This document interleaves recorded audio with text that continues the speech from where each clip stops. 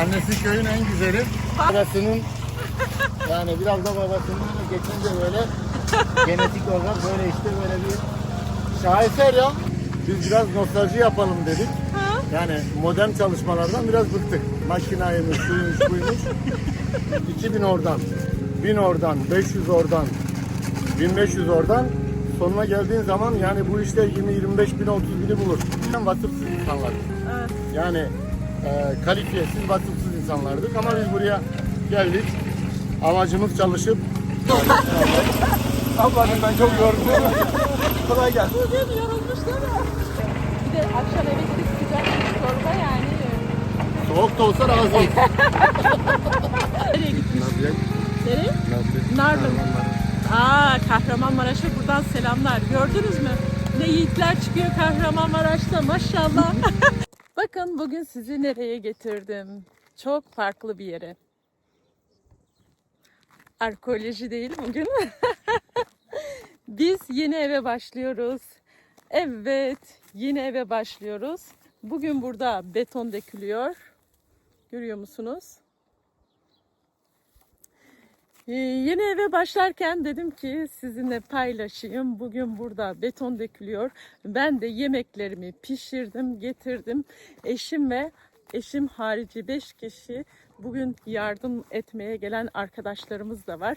Sizlerle onları da tanıştıracağım. Bugün burada bu şekil beton döküyorlar. Aslında eski teknikle döküyorlar. Aslında beton makinesi kiralıyorlar. Hazır betonu getirip döküyorlar. Ama dediler ki bu sefer eski teknikle dökelim. Beton yerde betonla hazırlayıp direkt döktüler. Biraz sonra soracağız neden öyle yaptıklarını. Şimdi size etrafı göstereyim. Bakın şu şekil. Evin yapılımını da size sırasıyla ilerledikçe çekip göstereceğim. Tekniklerini göstereceğim. Bu toprak bu ağaçların olduğu yerden çıktı. Şuradaki elma ağacını görüyor musunuz?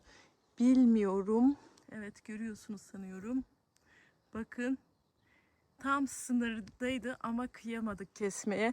Hemen sınırda onu bıraktık. Çünkü meyve vermişti, artık yeşildi. Okulda bize ne öğrettiler? Bir yeşile kıymak, bir cana kıymak gibi. Bir fidan, bir can gibidir. O yüzden kıyamadık. O da burada şöyle kaldı. İşte böyle bir yerde yapıyoruz. Evin dubleks değil de plampye istiyoruz. Yani düz bir ev yapacağız. Çünkü biliyorsunuz ilerisi için düşünmemiz lazım. Bu toprak olduğu gibi buradan çıktı. Düşünebiliyor musunuz? Şöyle size toprağın ne kadar büyük olduğunu göstermek için çekiyorum. Çıkan temelin toprağını görüyor musunuz? İnanılmaz. Yani şuradan bu kadar toprağın çıkması hakikaten inanılmaz. Bakın.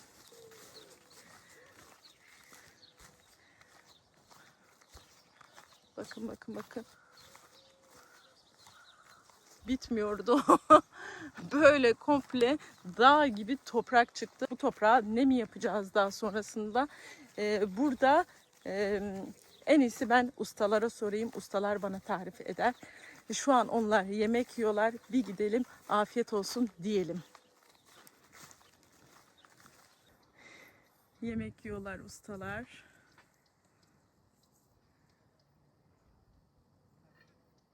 Hava o kadar sıcak ki size anlatamam.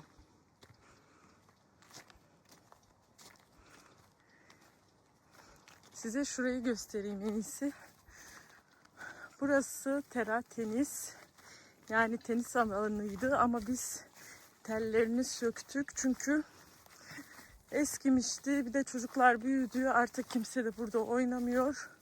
Burada eskiden büyük bir evimiz vardı, satmıştık. Buradaki elma ağacı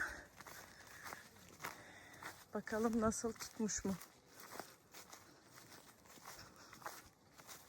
Evet, burası tenis sahasıydı eskiden.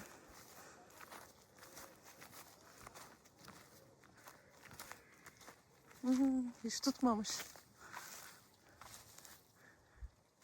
Elma hiç tutmamış ha.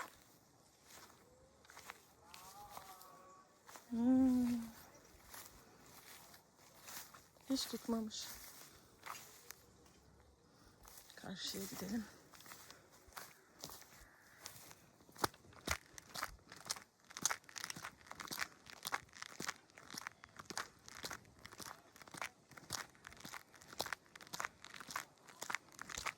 Şurası kümesti, orada tavuk besliyorduk.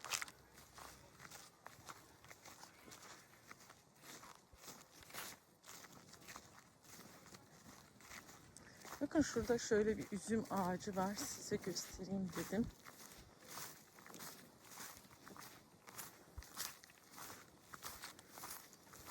Bu sene yoksa bu da mı tutmadı? Aa, tutmuş. Tutmuş, salkım salkım hem de. Bakın. Ama görünmüyor. İçe doğru mu salkımlar?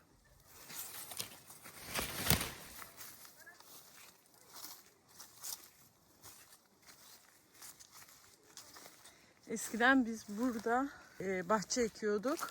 Şurası da kümes olduğu için tavuklar serbest bırakıyorduk. Tavuklar zarar vermesin diye öyle etrafını çevirmiştik. Bakın burada böğürtlen ağaçları çıkmış.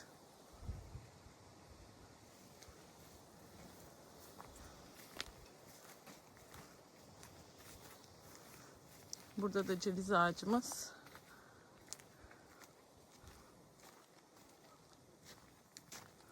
Şurada da eskiden atların olduğu bölüm vardı. Biz bu alanı kullanmıyorduk. Kiraya vermiştik. Burası atların yattığı yerde. Çünkü eskiden biz o bölümü kullanmıyorduk.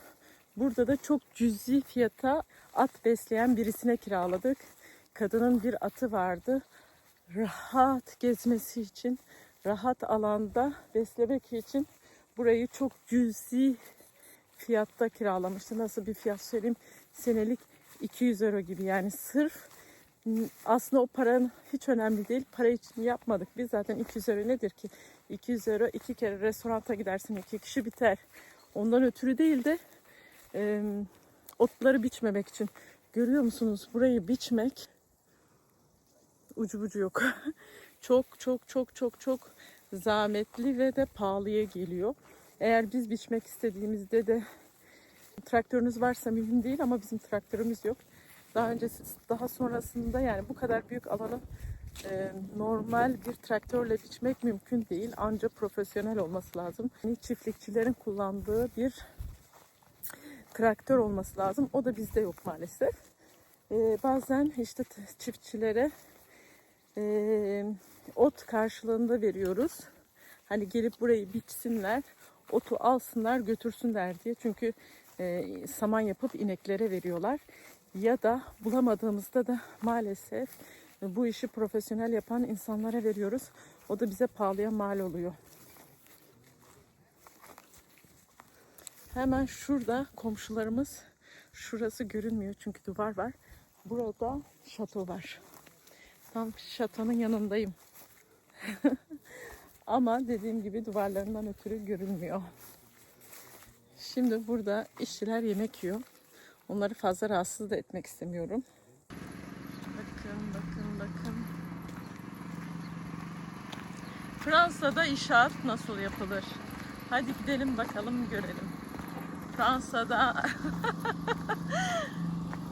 bugün neden böyle çalışıyorlar onu sorarız en azından. Şöyle evin planını görün. Bakın şurada betoniyer çalışıyor. Biz böyle yol yaptık buraya gelmek için. Bu yolu da biz yaptık.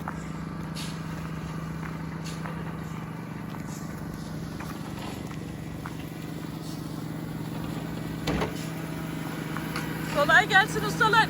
İçecek getirdim, soğuk içecek. Soğuk içecek, kola, fanta.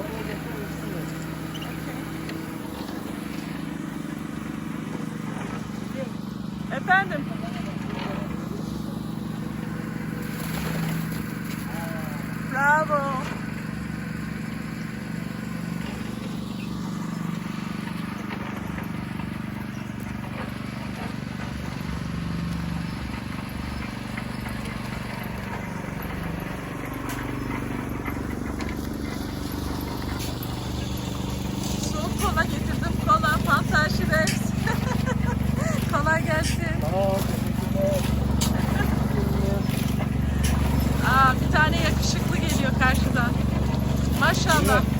yap. Annesi köyün en güzeli. Vallahi oğlu da çok yakışıklı. Gerçekten hep Bir de söylüyor. babasının yani biraz da babasından geçince böyle genetik olarak böyle işte böyle bir şaheser ya. Gerçekten öyle.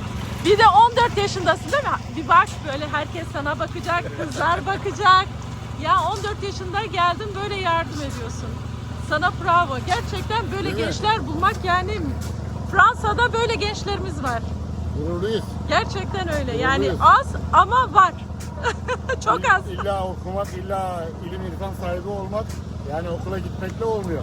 Tabii. Hayatı gençken öğrenmek çok önemli. Yani hayatı gençken öğrenen zaten yani İleride daha çok başarılı olacak. öyle maşallah. İnşallah. Peki bugün niçin böyle yapıyorsunuz? Niye betoniyerle yapıyorsunuz eski sistemle? Şimdi biz biraz nostalji yapalım dedik. Ha? Yani modern çalışmalardan biraz bıktık. Makinaymış, şuymuş, buymuş. Biraz da tabii sevgili eşinizin zorlamasıyla böyle bir girişimde bulunduk. Tamam dedik. Öyle mi? Yani gönlü olsun dedik. Biz de dedik tamam gönlü olsun yeter ki öyle yapalım dedik. Sorun değil. Biz bir günlük buradayız. Onun eziyetini falan daha sonra çekecek olan o. Ama Öyle. bir yardımlaşma dedik. İmece dedik daha doğrusu. Yardımlaşıyoruz. Sorun sıkıntı yok. Böyle de oluyor yani işler. Önemli olan insanın birbirine desteği. Doğru. Peki böyle daha zor değil mi? Betoniyerle getirselerdi daha kolay olurdu. Şimdi Daha çabuk işiniz bunun biterdi. kamyonla gelen betonu var. Yani şu yarım günde yapılacak bir iş.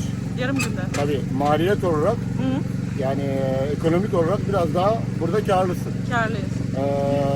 İş gücü olarak, fiziksel olarak biraz daha yorulursun ama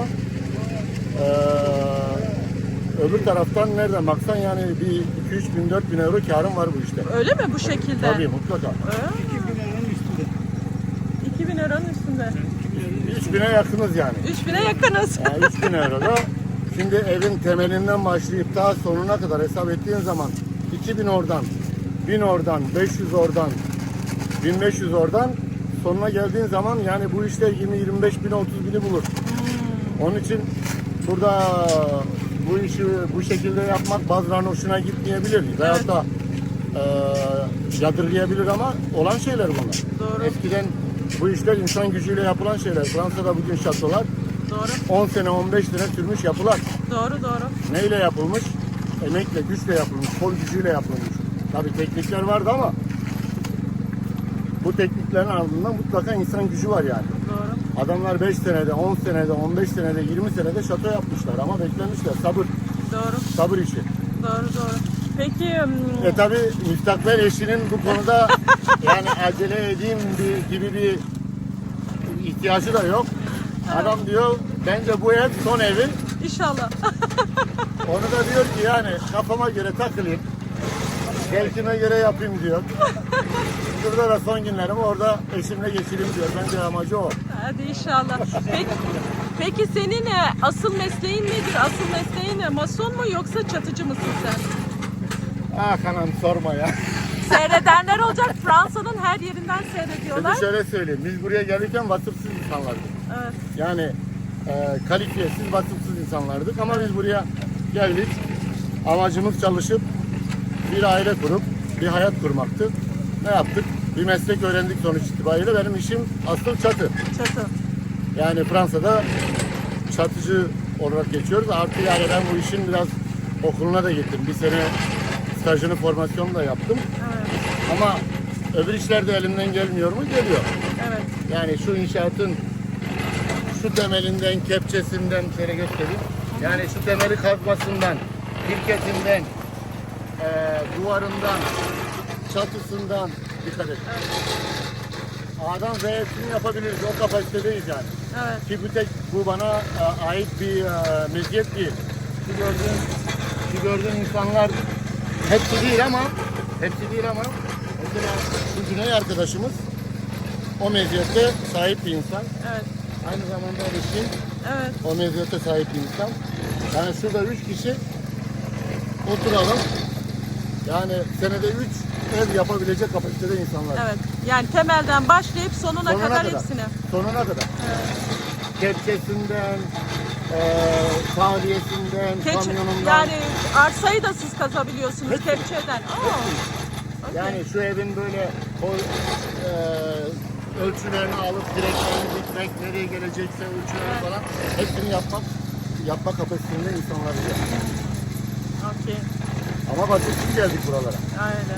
Ama ne oldum değil, ne olacağım önemli. Elbette. Yani elbette. sizi tebrik ediyorum. Şimdi tabii şimdi biz inşaatçılar her zaman hor görürdük aslında. Öyle mi? Yani inşaatçılar her zaman hayatta hor görürdü ama inşaat gerçekten matematik, ilim, bilgi isteyen bir iş. İnşaat. Yani burada matematiğin olmazsa 2 kere 2'nin 4 ettiğini bilmiyorsan burada işin yok bu inşaatta. Doğru. Ya aslında İnşaatçılar hambal insanlar değil. İnşaatın özünü götüren insanlar burada biraz zekası olan insanlar. Doğru. Doğru. Aslında siz bir nevi müteahhit değil de mühendis gibi işçilik yapıyorsunuz. Elbette Yani mühendis. mühendislik yani. Elbette mühendis. Evet. Yani şimdi şöyle söyleyeyim, elbette mühendisin de inşaatta bir önemli bir yeri var. O çizimlerini yapar. Yani mimar dediğimiz, müteahhit dediğimiz Doğru. insanlar, onlar çizimlerini yapar. Meslekleri ona göre eğitim almışlar. Ama bu işin bazında emek veren, o çizimi şuraya diken insanlar burada çalışan, emek veren insanlardır. Doğru. Ondan sonra tabii hayatta kademe olduğu gibi inşaatta da kademeler vardır yani. Doğru doğru. Ustası var, kalfası var, amelesi var, getirip götüreni var. O getirip götüren de yani içinde varsa mutlaka bir gün o da en üst seviyeye gelip usta olacak. Doğru. Şöyle bir inşaatı yapabilecek bir seviyeye gelecek yani. Doğru doğru. Herkes sırasıyla. Tamam. Teşekkür ederiz. Çok Evet, sağ ol. ama beni çok konuşturma, akşama kadar konuşurum. Benim işim gücüm var. Tamam. Çok sağ ol. Görüşürüz. Şimdi gelin bir de Güney arkadaşla konuşalım. Ablacığım ben çok yoruldum. Kolay gelsin. Bugün yorulmuş değil mi? Güney abim de öyle bir konuşkan ki. O kadar konuşuyor ki sorma. Bülbül gibi şakır dinleri. Bülbül, gerçekten bülbül az kalmış yanında. Fazla tanınmak istemiyor belki de. Ya o ünlü olup başını belaya sokmak Yani. istemiyor. Ama ben razıyım yani ünlü olmaya razıyım. Yani. Söyleyeyim mi? Bir de yani size gerçekten tavsiye ediyorum. Eğer buralarda oturuyorsanız ben Hasan arkadaşın işçiliğini gördüm. Yani size söyleyebilirim ki çok iyi.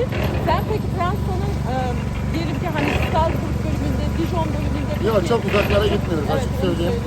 Yani uzaklara gitmemiz için mutlaka bir tanıdığın olması lazım. Yani gerçekten değer verdiğimiz, kıymet verdiğimiz bir arkadaş olursa mutlaka olur ama bizim işimiz bu çevrede. Uzaklara gitmek şöyle işimize gelmiyor yani düzenimizi değiştiren bir iş. Evet, evet. İş hayatımız var, burada çevremiz var, işlerimiz var. Bizim deplasmanda bir iş yapmamız bizim en az 3 ay işimizi böyle sarsıtıyor buralarda.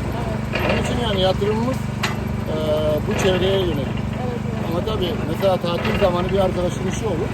Gider yaparız, hallederiz, o ayrı bir dava. Ama öbür türlü buradayız. Bence herkes de öyle çalışsın. Herkes bulunduğu bölgede çalışsın. Bu çok önemli, bence çok önemli. Gidip başka yerde çalışmak özellikle ailesi olan, çoluk çocuğu olan insanlara ters bir durum.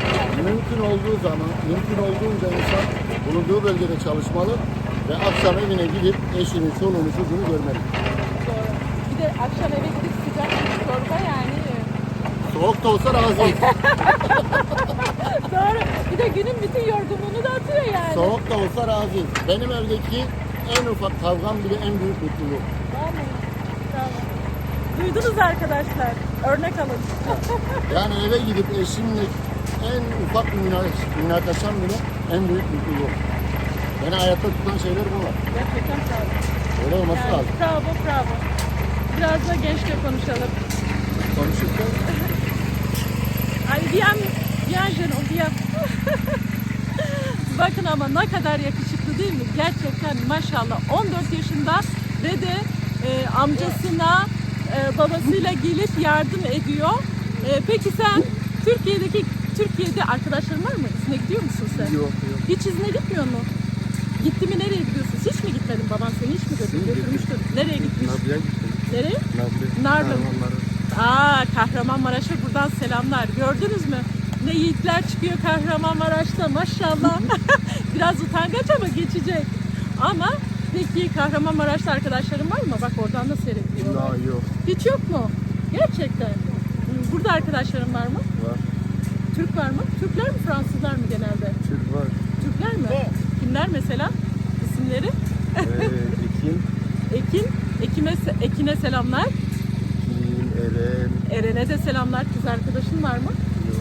Kız arkadaş yok mu? Bunu 4 sene sonra tekrar yaparız seninle röportaj. O zaman kız arkadaşını da bize tanıştırırsın. Tamam. Tamam, çok sağ ol. Şimdi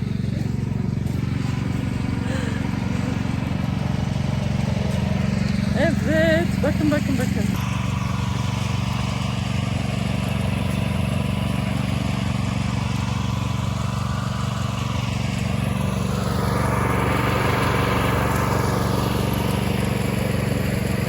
Sen kola içtin mi? Kola getirdim ben. Soğuk ama ısınır. İç.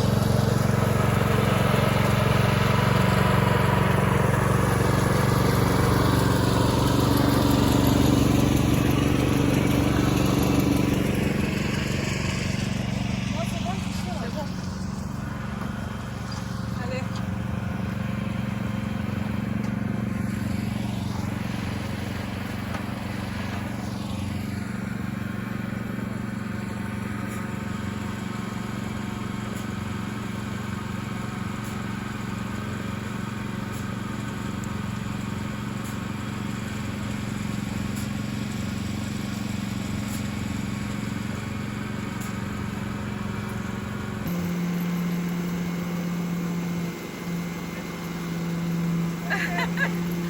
Kolay gelsin usta. teşekkür ettim. Nasıl gidiyor? Çok güzel. Güzel mi? Memnun musun? Beton dökülür. Beton. Beton.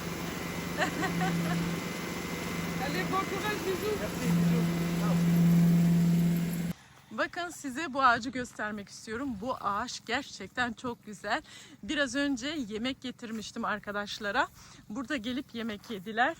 Şuraya bakın. Yani şöyle cennet gibi bir yer. Bizim ev yapacağımız yer burası. Şu yanda da şato var demiştim zaten. Şato var şu yanda da. Şu ağacın gölgesi bile yeter. Mola verdiklerinde, şu an burası çok sıcak. Mola verdiklerinde bile şu ağacın altında en azından 5 derece değişiyordur değil mi? Yani şurada 5 derece değişiyor. Bakın. Getirdim, böyle kendilerine masa yapmışlar. Burada yiyorlar. Şurası dediğim gibi şu ağacın altı da gölgelik, çok güzel. Nasıl buldunuz? Ev yapacağımız yeri beğendiniz mi? Şöyle aşağı kadar gidiyor. Bugünlük videomu burada sonlandırıyorum. Umarım siz de benim kadar keyif almışsınızdır. Abone olmayı, beğenmeyi unutmayın. Görüşmek üzere. Kendinize iyi bakın. Bu tür videoların gelmesini istiyorsanız yorumlarda yazmayı unutmayın. Görüşmek üzere. Kendinize iyi bakın. Hoşça kalın.